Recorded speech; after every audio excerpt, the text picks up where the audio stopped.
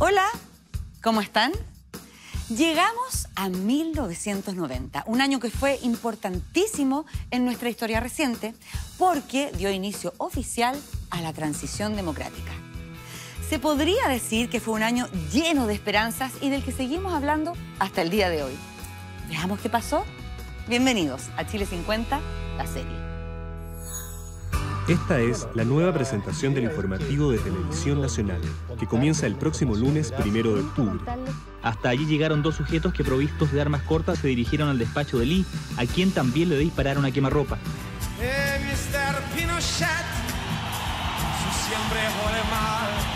Chile vuelve a la democracia sin violencia, vuelve por los caminos de la paz.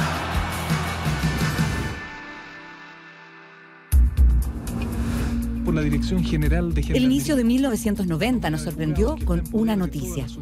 Recién terminaba enero cuando se supo que 49 presos políticos se habían escapado de la cárcel pública de Santiago por un gigantesco túnel que habían construido bajo tierra. La llamada Operación Éxito ha sido la fuga más grande de la historia de Chile. La increíble fuga, según ha informado Gendarmería, se detectó pasadas las 2:30 de esta madrugada. La insólita evasión, que incluyó arreos de 4 galerías, motivó un sumario interno ordenado por la Dirección General de Gendarmería. Esta operación fue organizada por militantes del Frente Patriótico Manuel Rodríguez, del Partido Comunista y de las Juventudes Comunistas. 7 de los fugados habían participado en el atentado contra Augusto Pinochet en 1986. La preparación del escape se hizo durante meses, con tanto sigilo y cuidado que nadie se percató ni de los 60 metros del túnel que se fue abriendo, ni de la tierra que se sacó de esa excavación. La planificación de la fuga, que data de principios del año pasado, incluyó todo un sistema de turnos de trabajo de los reclusos, preparación física, instrucción ideológica, contactos con personas y organismos que les brindaban apoyo exterior. Una vez que salieron a la superficie, los 24 frentistas se subieron a una micro que los esperaba a las afueras de la cárcel. Cuando los gendarmes se dieron cuenta, 9 de los 49 fugados alcanzaron a ser recapturados y conducidos nuevamente al recinto. Para los demás, comenzó una intensa búsqueda con alertas en todas las unidades policiales del país, incluyendo aeropuertos y carreteras. En ese momento, Augusto Pinochet todavía estaba al mando en Chile y las reacciones fueron diversas.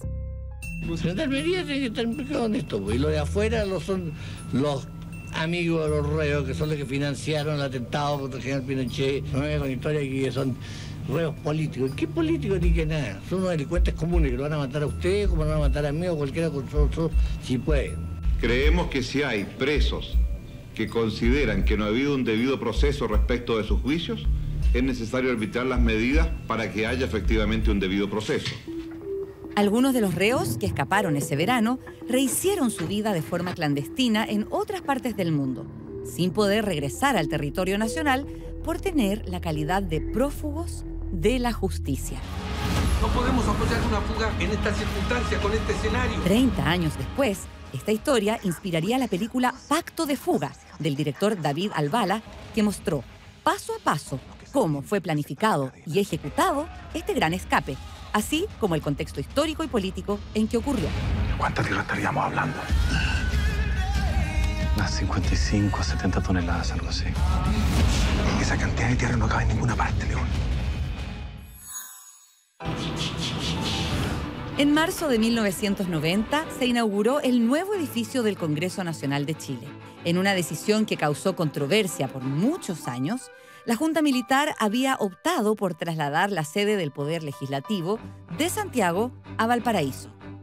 Se dijo que era un paso para avanzar en la descentralización, pero varios reclamaron que esto podría obstaculizar el trabajo de los futuros parlamentarios.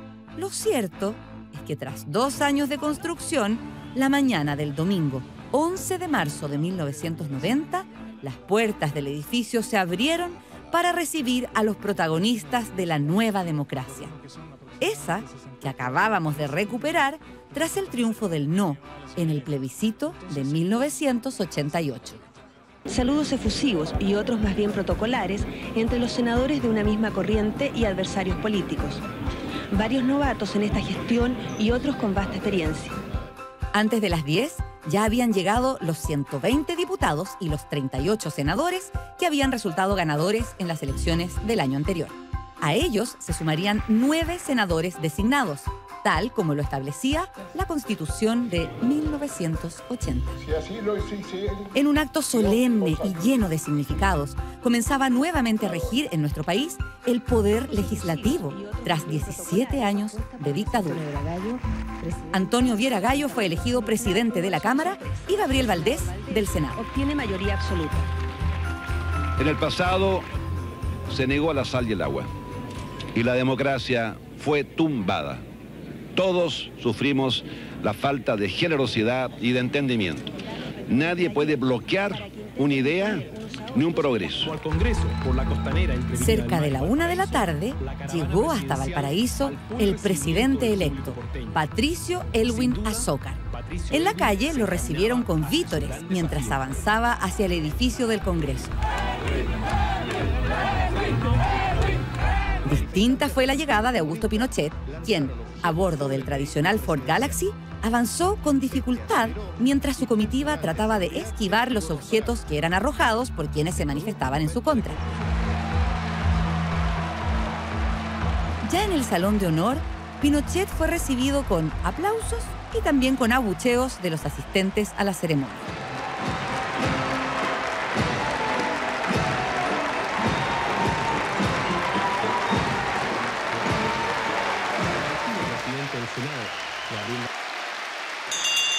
¿Juráis o prometéis desempeñar fielmente el cargo de presidente de la República, conservar la independencia de la nación y guardar y hacer guardar la Constitución y las leyes?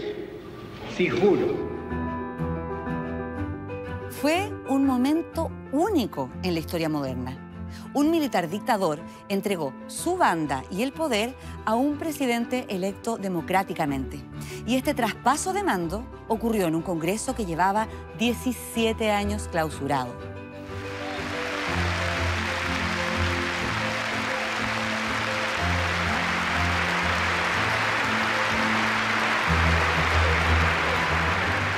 Patricio Elwin fue investido como presidente de Chile, iniciando el hoy conocido como proceso de transición a la democracia. Mucha emoción y de mucha confianza en que se inicie una jornada de paz y reconciliación en Chile democrática. Muy feliz que Chile otra vez esté en lo que siempre debió haber sido su sistema de gobierno. Muy contento. Que todos seamos sensatos, cuerdos, que nos olvidemos del pasado si es posible y construyamos una patria de hermanos. Terminado el cambio de mando, le tocaría el turno a Elwin de subirse al Ford Galaxy para volver a la capital. Más tarde se sabría que, en medio de la ceremonia, su comitiva había encontrado el famoso vehículo sin benzina y abandonado a unas cuadras del Congreso. Durante todo el trayecto, recibió el apoyo de miles de personas que se agolparon para saludarlo. El ambiente de tensión fue dando paso a la esperanza y alegría de la ciudadanía. Ya en La Moneda, Elwin dio su primer y recordado discurso frente a la Plaza de la Constitución. Pueblo de Santiago, compatriotas todos, gracias por este recibimiento. Yo bien sé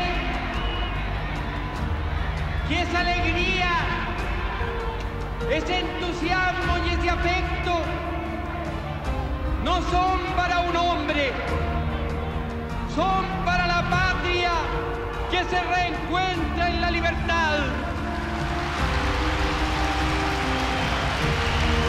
Chile vuelve a la democracia y vuelve sin violencia, sin sangre, sin odio. Vuelve por los caminos de la paz.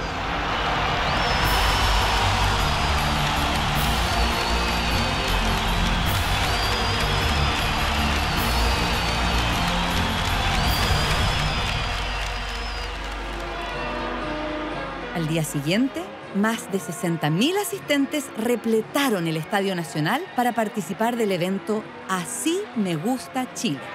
Y en la tierra el hombre espera la justicia y la verdad y busca la libertad como la luz de una estrella. Como la cosa más bella, está amaneciendo en paz. Soy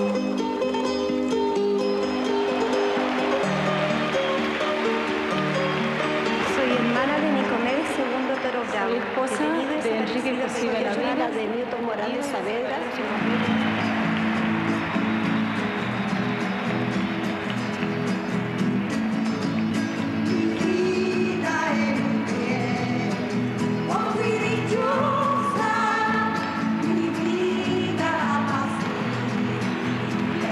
Es hermosa y múltiple la tarea que tenemos por delante. Restablecer un clima de respeto y de confianza en la convivencia entre los chilenos, cualesquiera que sean sus creencias, ideas, actividades o condición social, sean civiles o militares. Sí, señores. Sí, compatriotas, civiles o militares, Chile es uno solo.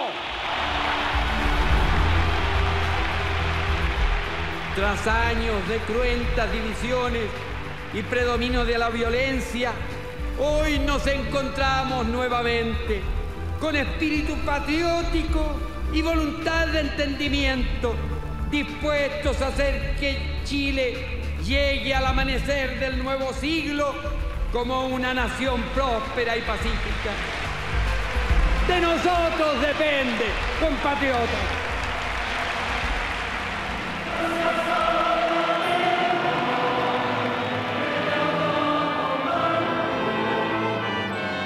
La tarea no sería fácil. La naciente democracia tendría que sobrevivir a la resistencia de quienes por 17 años habían ostentado el poder y también a la violencia de quienes no estaban dispuestos a dejar la lucha armada con la que habían enfrentado la dictadura.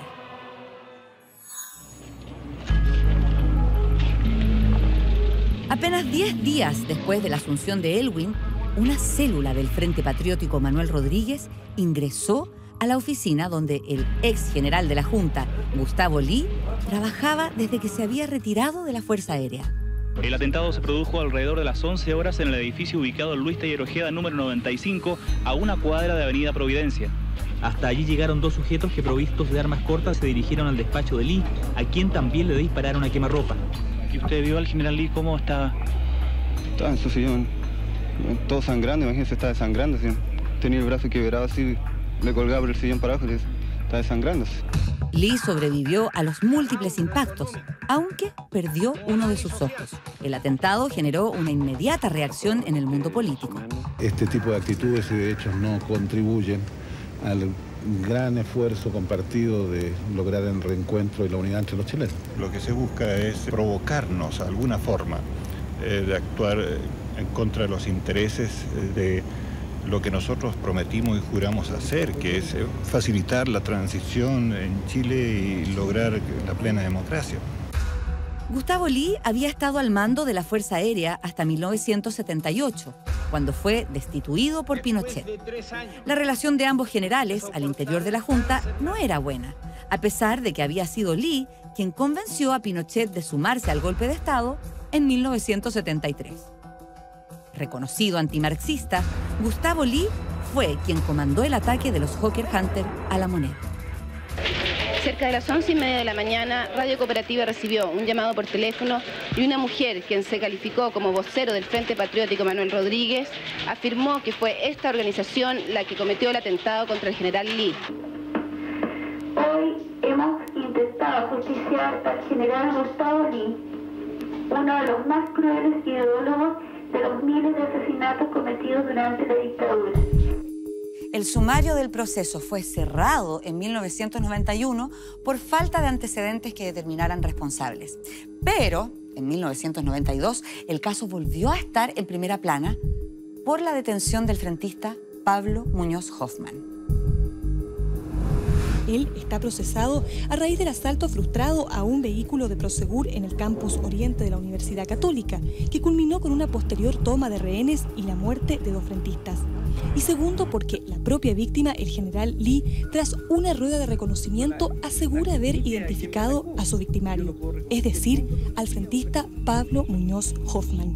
O sea, ¿usted asegura categóricamente que Pablo Muñoz Hoffmann atentó contra él? Es efectivamente él. Muñoz Hoffmann fue condenado por el atentado contra el general Gustavo Lee, además de otros delitos. En 1996 se fugó de la cárcel de alta seguridad de Santiago a bordo de un helicóptero y desde entonces se desconoce su paradero.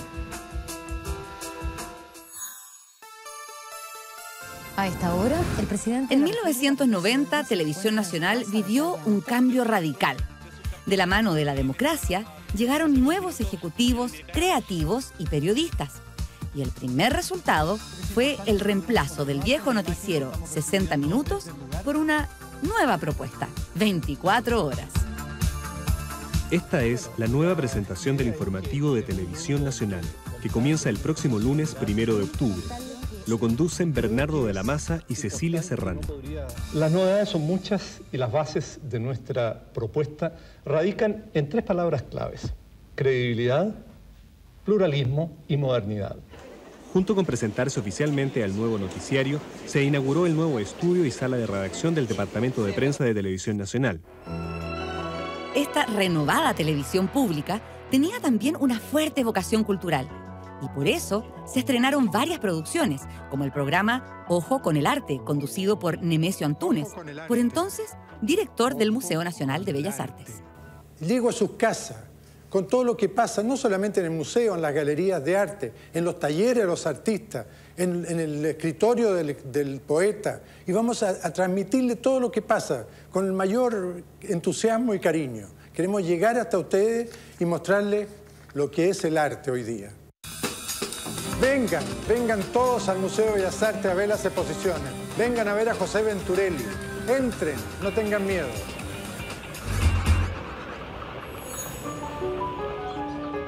El entusiasmo ante el futuro convivía con la cautela en 1990. Era como pisar huevos. Nadie sabía mucho cómo se iban a desarrollar las cosas.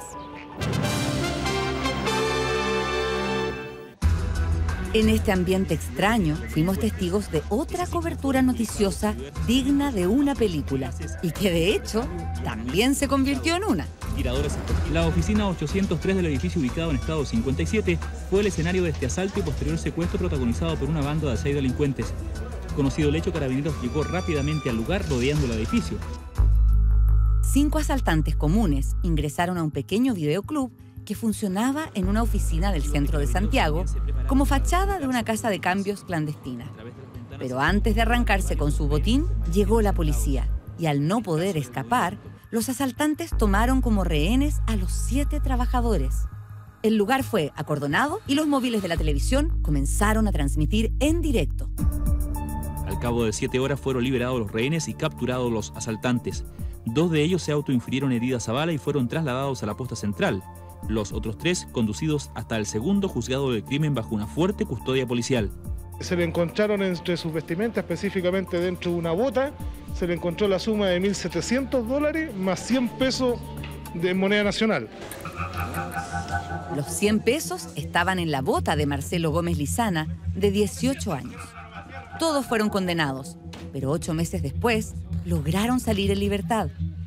En los años siguientes, Gómez Lizana caería detenido varias veces y hasta 2022 seguía en prisión por otros delitos. Mamá, ¿qué hace? Mira, ¿cómo crees que se siente una madre cuando un hijo hace esto? ¿Ah? ¿Cómo crees tú que se siente? ¿Ah? Mamá, cierra el cajón, ¿no ves que va a ser peor? Su historia, sin embargo, sería inspiración para la realización de una película que perpetuaría en la pantalla al Chile de 1990. Johnny, 100 pesos. Le pegó una patada, entonces Johnny se enojó, sacó la cuchilla y le cortó toda la mano a mi papi. ¿Y cómo se te ocurre venir a saltar con carné, imbécil? El film fue visto por miles de personas y se convirtió en uno de los largometrajes chilenos más taquilleros de la década.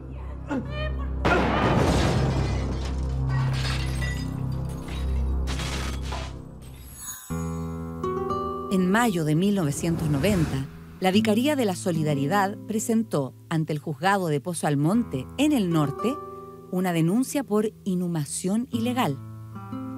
Orientados por las indicaciones de exdetenidos en Pisagua, los investigadores encontraron en pleno desierto una fosa común con los restos de 19 prisioneros políticos, cuyo paradero, hasta entonces, era desconocido. La llegada de los cadáveres provocó expectación entre las personas que esperan que alguno de sus familiares corresponda a las víctimas hasta ahora exhumadas. Las escenas de dolor se reiteraron en las afueras de la morgue, donde nuevamente fueron encendidas velas en señal de duelo. La sal del desierto permitió que los cadáveres se conservaran, junto con las ropas, los amarres y las vendas con que murieron. Las huellas de los impactos de bala dieron cuenta de la violencia que se aplicó en su ejecución. El pequeño pueblo de Pisagua había sido convertido en campo de concentración durante la dictadura. Estas imágenes corresponden a presos políticos de Pisagua. Son del documental Yo he sido, yo soy, yo seré, de los realizadores alemanes Heinowski y Scheumann, que se infiltraron con un productor español en el lugar. Tanto en la cárcel, en el teatro municipal y en otras instalaciones, fueron retenidos cientos de prisioneros políticos tras el golpe de Estado. El hallazgo en 1990 de 19 osamentas en la fosa común confirmó lo que muchos creían, que se habían cometido ejecuciones ilegales. El homenaje póstumo se efectuó en Plaza Egaña y fue organizado por la entidad denominada Mujeres de la Comuna de la Reina. Asistieron familiares de detenidos desaparecidos y vecinos del sector. Con cientos de velas se escribió sobre el pavimento la palabra justicia. Queremos que esto no se repita nunca más en nuestra patria y creemos que solamente conociendo la verdad se pueden curar las heridas. Se efectúa una misa en recuerdo de los detenidos desaparecidos.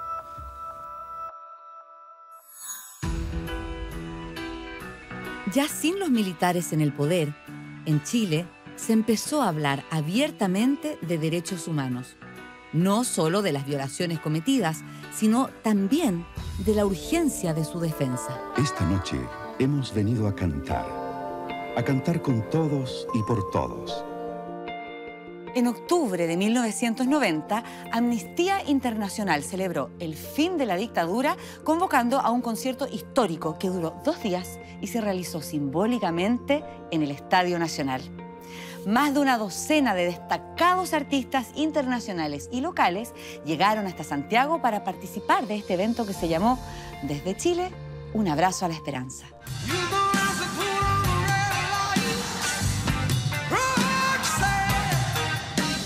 Fue bien impresionante, el estadio se llenó los 2 días. No estábamos acostumbrados a espectáculos musicales de este nivel, ni mucho menos a que artistas como el cantante británico y ex The Police, Sting, interpelara directamente a quienes habían comandado nuestro país. Mr. Pinochet, su siempre jode mal, y ese dinero que recibe, pronto se terminará. Un día cantaremos al danzar, un día danzaremos sobre sus tumbas libres. Sting tocó sus grandes hits, pero también rindió un homenaje a las víctimas de violaciones a los derechos humanos. Y las mujeres de la agrupación de familiares de detenidos desaparecidos volvieron a bailar en el Nacional la cueca sola.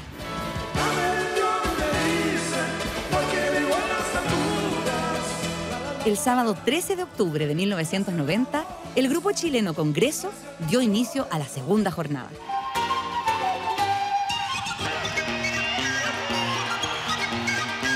Y al igual que el día anterior, también tocó Inti Illimani. Nos encontramos acá en el estadio con 2 miembros de los grupos nacionales que han participado en esta cruzada por los derechos humanos. Aquí a mi izquierda está Horacio Salinas, que es director musical del grupo Inti Illimani. Ha sucedido un cambio que nos llena de mucha alegría. Y de alguna manera, estando acá, tanto Congreso como nosotros, somos anfitriones de amigos viejos de Chile. Fue Junto a ellos se presentaron Peter Gabriel, Luz Casal, Rubén Blades e incluso los New Kids on the Block, que era la boy band del momento. La transmisión de los 2 días estuvo a cargo de Televisión Nacional de Chile y fue conducida por Augusto Góngora. En este momento hay un intermedio en el Estadio Nacional, de manera que usted no se está perdiendo absolutamente nada y cuando comience la próxima actuación vamos a ir de inmediato.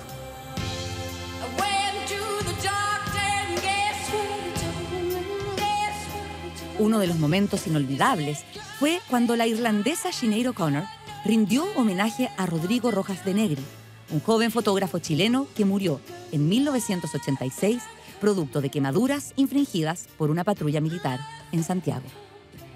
Esta canción está dedicada a Rodrigo Rojas.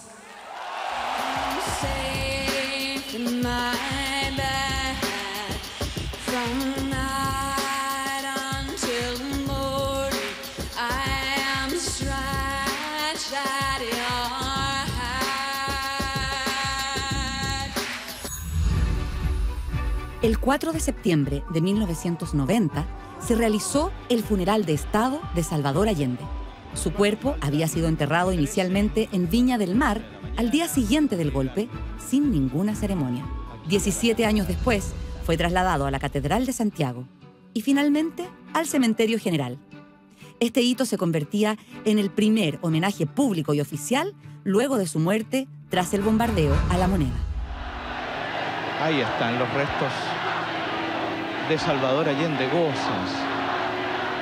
Hoy hemos venido a enterrar a Salvador Allende como presidente constitucional de Chile. Sus restos ya no son incógnitos y reciben de su pueblo el homenaje que merecen. Por eso este acto tiene un sentido de reparación y de justicia histórica.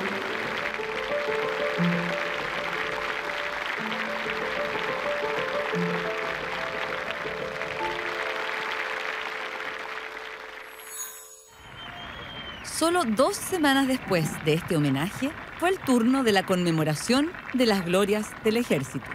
El evento estuvo marcado por un gesto que sería recordado como incómodo. El jefe de las fuerzas, brigadier general don Carlos Parera Silva, se dirige a la tribuna de honor a solicitar a su excelencia el presidente de la República, don Patricio Elwin Azócar, la autorización para iniciar la parada militar 1990.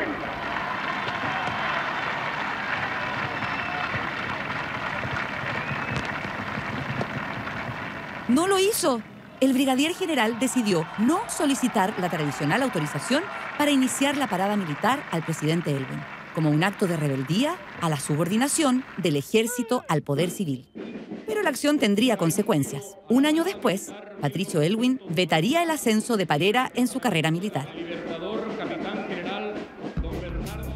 Según versiones aparecidas hoy en la prensa, el presidente Elwin habría vetado el ascenso de 4 oficiales superiores del ejército, entre ellos los brigadieres generales Ramón Castro Ivanovich y Carlos Parera.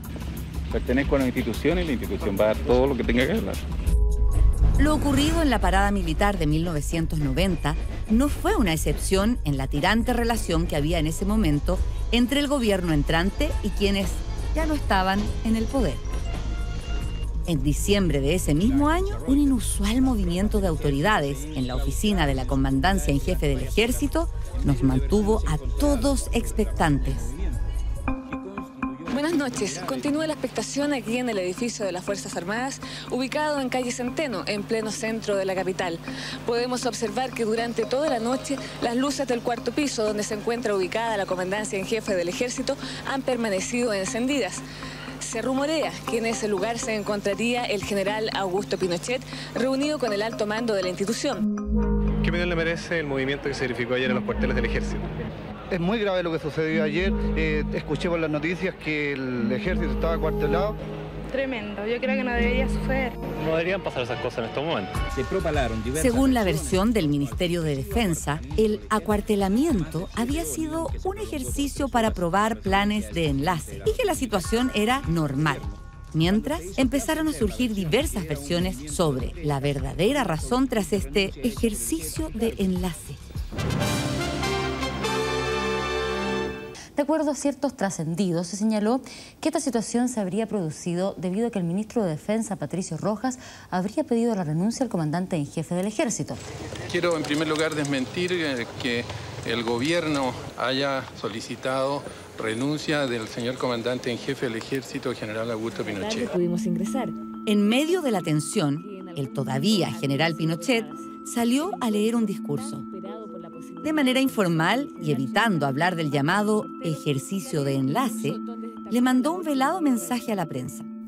Que el Ejército espera la mejor disposición para trabajar en conjunto, manteniéndose un recíproco entendimiento, una actitud siempre constructiva y un elevado espíritu profesional que sepa vencer la tentación de aquellas noticias amarillentas.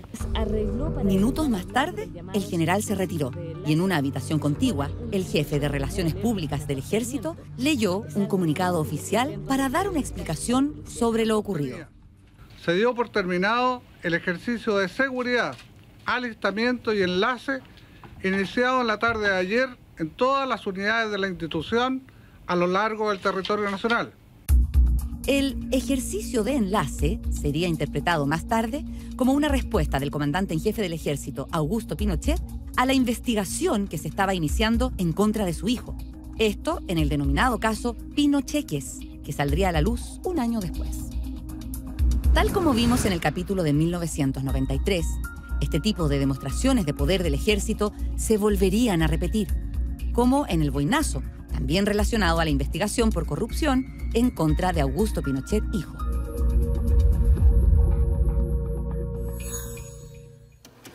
En el aire. Volviendo a 1990, este año se estrenó en Televisión Nacional de Chile otro gran programa enfocado en la cultura, Cine Video. Durante las próximas 9 semanas vamos a estar conociendo las mejores producciones de cine y video chileno. Pero además vamos a conversar con los directores, con los actores, vamos a ver reportajes que nos entregan distintos puntos de vista sobre esta actividad. Muy aburrido. En el primer capítulo se habló de un largometraje que se estrenó precisamente en 1990, Caluga o Menta, un drama que retrataba parte de la situación social que vivíamos en Chile en esos años. ¿Qué día es hoy? ¿Acaso tenía algo que hacer? Bueno, ¿y cuándo nos vamos? Ayer. Gonzalo Justiniano, acaba de estrenarse tu tercer largometraje, Caluga o Menta. ¿De qué se trata esta película? La película trata de una pandilla de jóvenes. Bueno, estos jóvenes son patos malos, drogadictos, se prostituyen, viven inmersos en un mundo bastante rudo, bastante difícil.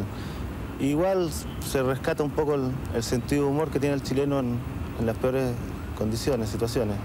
Esta entrevista a Gonzalo Justiniano fue una de las tantas que realizó Augusto Góngora en su larga trayectoria como profesional. Reconocido periodista y documentalista, Góngora desarrolló buena parte de su carrera aquí, en nuestro canal, donde también dio vida a otros programas culturales como Coyote y Hora 25.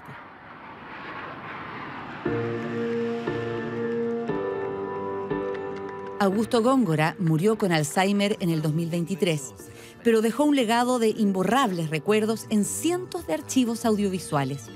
Incluso unas viejas cintas de VHS en las que junto a sus compañeros de teleanálisis lograron grabar lo que pasaba en las calles y poblaciones de Chile durante la dictadura, pero que la censura oficial impedía a los medios informar. En un capítulo dedicado a la transición, rendimos este pequeño homenaje a un periodista que fue parte fundamental de la reconstrucción de nuestra memoria. Solamente decir bienvenida democracia, cuidémosla entre todos y comencemos también a construir la patria buena, ¿no? Que es la vocación fundamental hoy día de todos los chilenos. Y así damos por concluido uno de los años más trascendentales de nuestra historia. Quizás no tanto por el volumen de noticias, sino porque hubo una que cambió nuestra historia. Volvimos a ser un país democrático. Los invito a ver el próximo capítulo, 1989, el último de la dictadura de Pinochet, cuando el triunfo del no lo enfrentó al inminente fin de su régimen. No se lo pierda. Esto es Chile 50.